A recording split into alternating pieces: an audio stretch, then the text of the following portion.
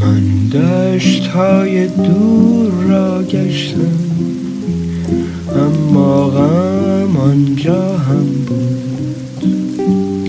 من سرزمین پاک از تاریکی را گشتم، اما غم آنجا هم بود. باغ را گشتم، عشق را کاشتم، اما غم رویید. کوچه را گشتم، آسمان را دیدم، اما غم آنجا هم بود.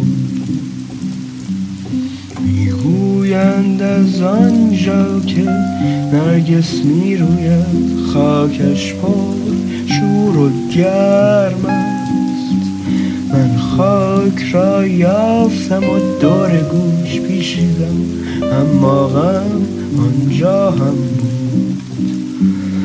میگویند از پس هر زمستان سخت و سرد بهاری میآید. من بغض را چشیدم و بر بهار رسیدم، اما غم آنجا هم بود. من خانه‌ای داشتم دورتر از دریا، آنجا لبخندی بود.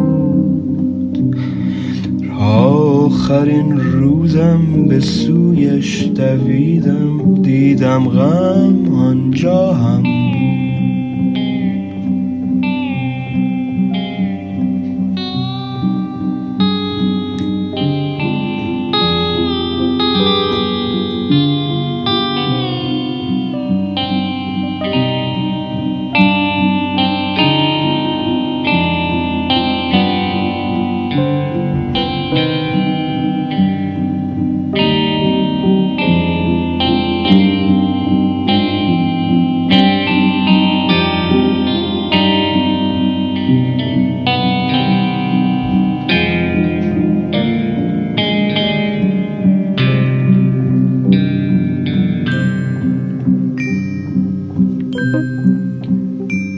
من خانه‌های کور را گشتم، اما غم آنجا هم بود.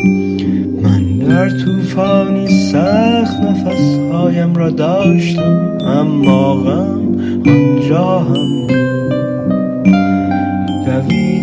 دویدم تا نقطه‌ای باشم در روزگار یارانم. آنجا تک و بیار بر موجی رقصیدم، دیدم غم